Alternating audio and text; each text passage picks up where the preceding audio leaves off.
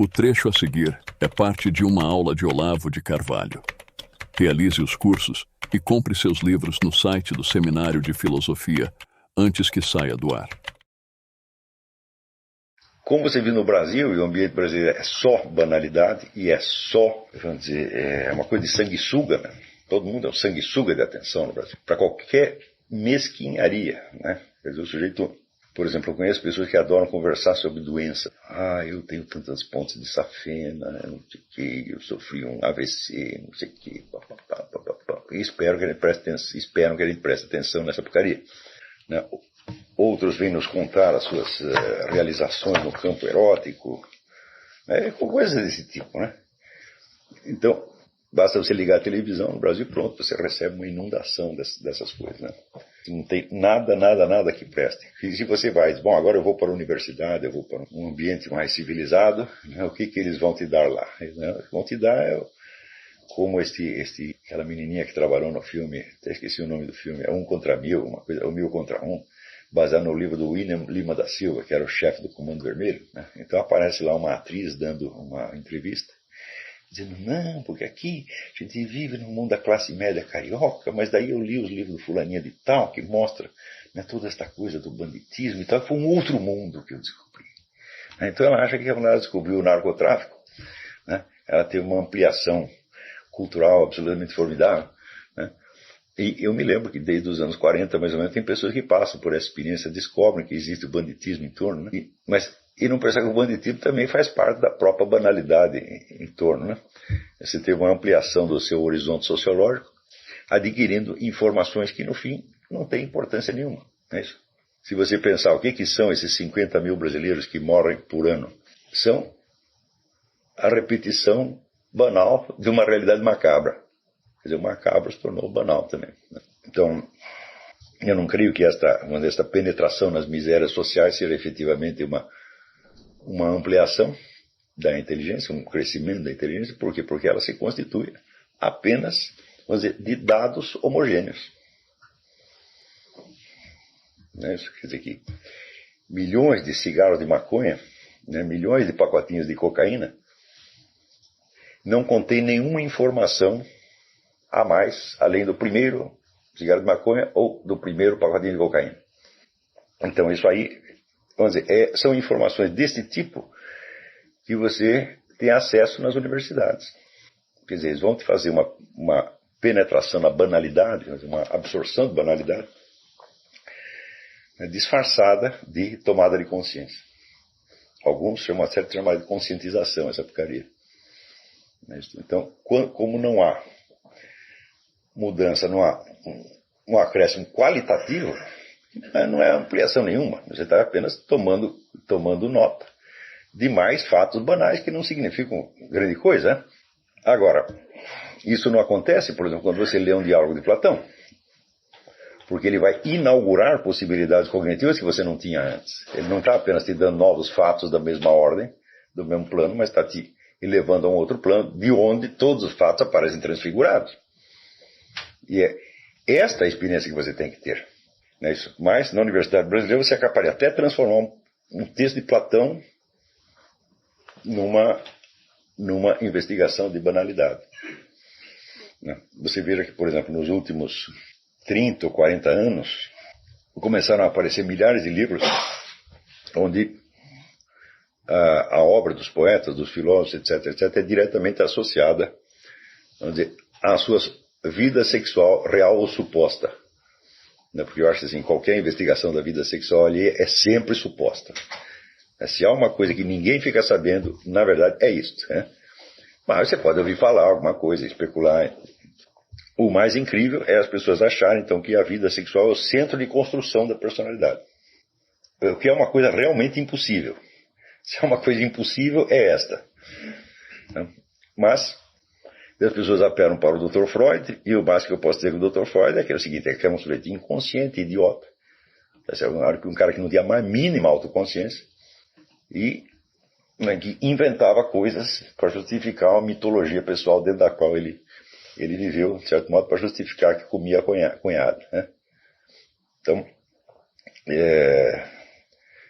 em matéria de conhecimento da alma humana, o Dr. Freud não é nenhuma autoridade, né?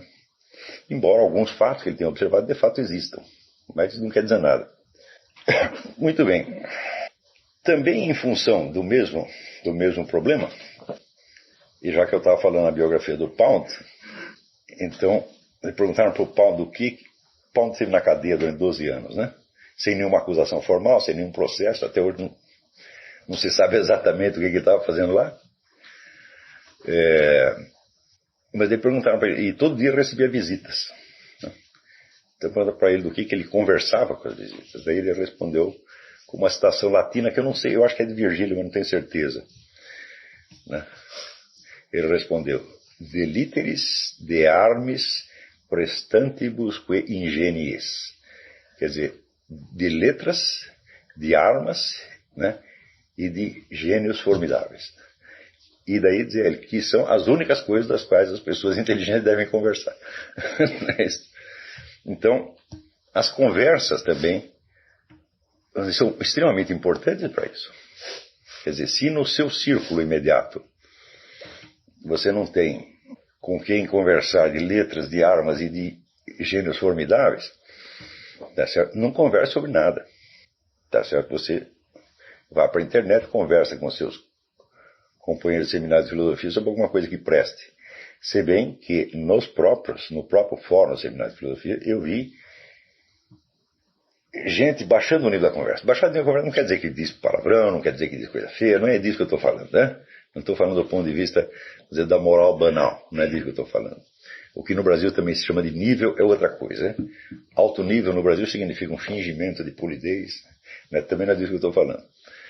Eu estou falando da substância dos assuntos discutidos, né? Quer dizer, o indivíduo que entra no fórum do seminário para ver com o small talk, pelo amor de Deus, o que é isso, né? Small talk você pode ter com o homem do posto de gasolina, né? Com a sua empregada e assim por diante. Mas eu vou dizer uma coisa muito séria para vocês, mas muito séria, muito séria. Small talk é proibido. Uma pessoa de estudo, um homem de estudo, nunca tem small talk, nunca. Então, o que quer que diga, mesmo que pareça small talk, tem que estar carregado uma segunda, uma terceira camada de sentido, e tem que ser algo que está enriquecendo realmente a convivência. Infelizmente, no Brasil, há muito tempo não se tem esse tipo de diálogo.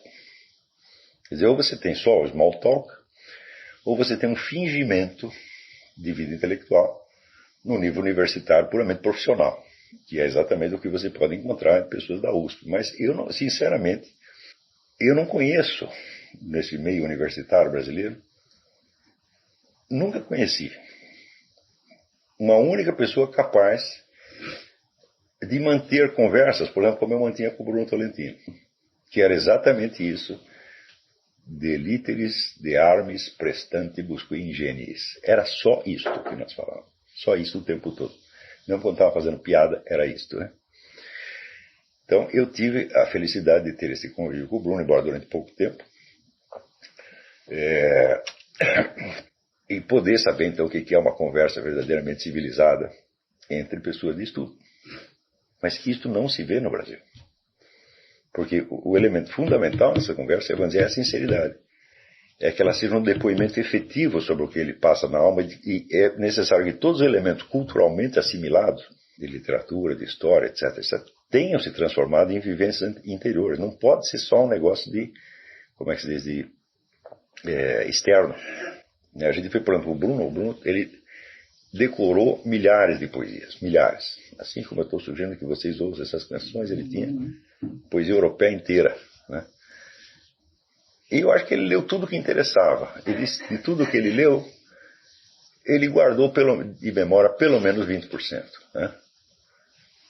Então, isso se incorporou na alma dele, né?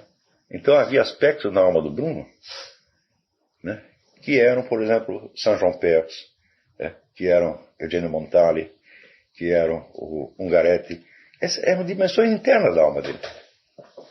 Certo? Então, mediante esses poemas, ele se dizia, ele se mostrar para mim através dos poemas decorados, quando não dos próprios poemas dele, né? Tá certo? Então, note que isto é conversa de intelectual. E sem isto, não dá para fazer nada. Você é capaz de imaginar, por exemplo, sei lá, São Tomás de Aquino e Santo Alberto Magno conversando de banalidade, de besteira? Ou sentar ali para reclamar da vida?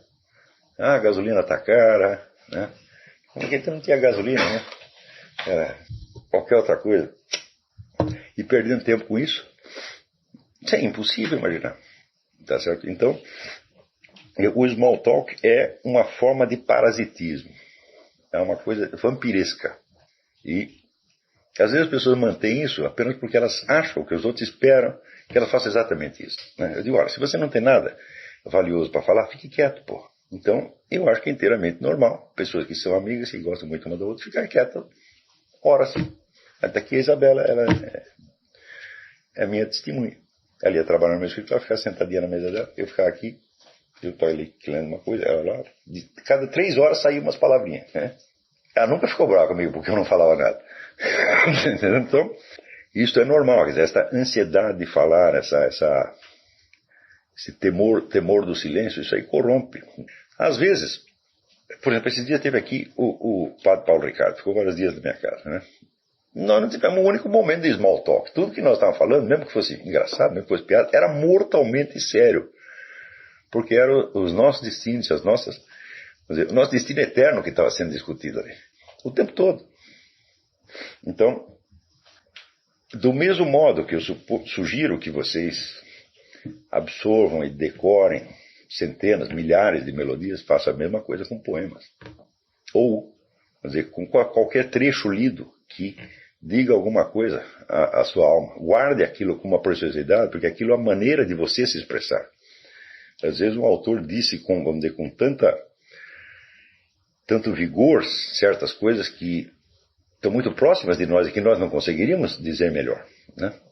Uma vez eu pedi ao Bruno Tolentino uma definição de poesia. E ele disse, poesia é uma maneira memorável de dizer. O que quer dizer memorável? Tome a palavra memorável, não só no sentido de elogio, mas no sentido de ser aquilo que se deve guardar na memória. Então, quer dizer, você ter inúmeros poemas dançando na sua cabeça, criam para você instrumentos de expressão que um dia podem ser enormemente úteis. Não só para, vamos dizer, a resolução de problemas filosóficos, mas para a expressão da sua experiência.